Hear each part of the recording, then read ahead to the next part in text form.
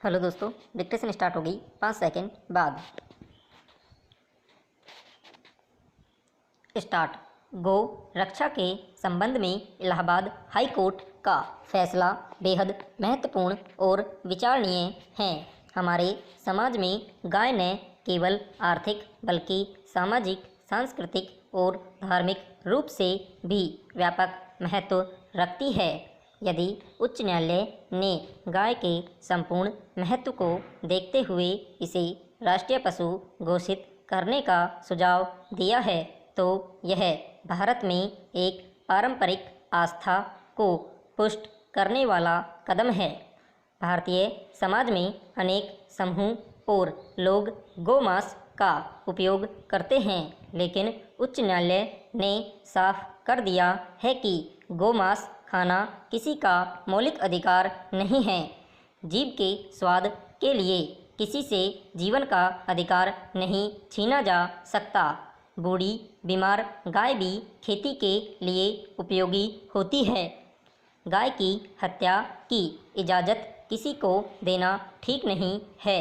वास्तव में आज गाय भारतीय कृषि की रीढ़ नहीं है और समय के साथ उसका सम्मान कम भी हुआ है, लेकिन अदालत के फैसले से गाय को नए सिरे से न केवल संरक्षण बल्कि संवर्धन मिलने की संभावना बनेगी।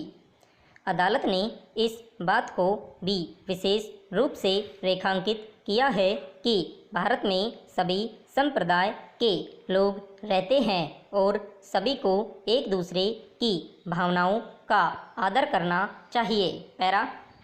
उच्च न्यायालय में न्यायमूर्ति शेखर कुमार यादव ने गाय की हत्या करने वाले एक आरोपी की जमानत याचिका को साक्ष्यों के आधार पर खारिज करते हुए यह फैसला सुनाया है। किसी भी समाज में किसी पशु को चोरी करके काटने या मारने की इजाज़त नहीं दी जा सकती। भारतीय समाज पशुओं के प्रति कुछ ज़्यादा ही संवेदना की मांग करता है और महात्मा गांधी ने भी कहा था कि आपकी पहचान इस बात से होगी कि आप अपने पशुओं के साथ कैसा व्यवहार करते हैं। खास तौर पर गाय के प्रति भारतीय समाज का मोह सुस्थापित है। इसलिए देश के 24 राज्यों में गोवध पर रोक है। गाय की उपयोगिता निर्विवाद है। यह माना जाता है कि एक गाय अपने जीवन काल में 410 से 440 लोगों का पेट भरती है, जबकि एक गाय के मांस से महज 80 लोगों का पेट भरता है। मतलब मानवीयता के लिहाज से भी गाय का पालन पोषण अर्थपूर्ण है। इसमें कोई दो राय नहीं कि मुस्लिम शासकों ने भी इस देश में कभी गोहत्या पर रोक लगाई थी और गाय को हर लिहाज से गुणकारी माना था। कोई आश्चर्य नहीं कि हमारे संविधान में भी गो संरक्षण पर बल दिया गया है। पैरा। उच्च न्यायालय ने लगे हाथ यह भी कहा है कि सरकार को भी एक विधेयक लाना होगा और गाय को राष्ट्रीय पशु घोषित करना होगा और गायों को नुकसान पहुंचाने की बात करने वालों के खिलाफ सख्त कानून बनाना होगा। संभव है इस फैसले को सुप्रीम कोर्ट भी ले जाया जाए। तब विशेष रूप से सोचना होगा कि बैल, सांड इत्यादि की बढ़ती संख्या का क्या किया जाएगा।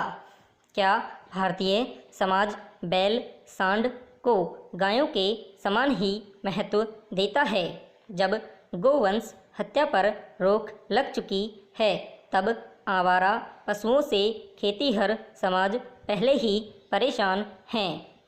गो रक्षा के लिए कड़े कानून बनाने से पहले पूरे गोवंश को भारतीय समाज के लिए लाभप्रद बनाना होगा। केवल भावना या आस्था के आधार पर गोवंश की रक्षा का सपना साकार नहीं हो सकता। इसलिए गो सेवा के तमाम व्यवहारिक पहलुओं को परख लेना चाहिए। पैरा, राष्ट्रीय राजधानी क्षेत्र में नोएडा स्थित सुपरटेक लिमिटेड द्वारा बनाए 2 अवैध 40 मंजिला टावरों को गिराए जाने का सुप्रीम कोर्ट का आदेश देश भर के उन बिल्डरों व भ्रष्ट अधिकारियों के लिए बड़ा सबक है जो उपभोक्ताओं की खून पसीने की कमाई से खिलवाड़ करके मोटी कमाई कर रहे हैं। दरअसल तमाम कायदे कानूनों को ताक पर रखकर बने इन टावरों के बनने से जन सुरक्षा और परिवेश के पर्यावरण से जुड़े पहलुओं पर खतरा पैदा हो गया था। महत्वपूर्ण बात यह है कि रेजिडेंट वेलफेयर एसोसिएशन ने इसके लिए लंबी लड़ाई लड़ी। कोर्ट ने न केवल बहुमंजिला इमारतों को 3 माह में गिराने का आदेश दिया बल्कि घर के खरीदारों को बुकिंग के समय से उनकी देय राशि 12% ब्याज के साथ 2 महीने में चुकाने का आदेश भी दिया है।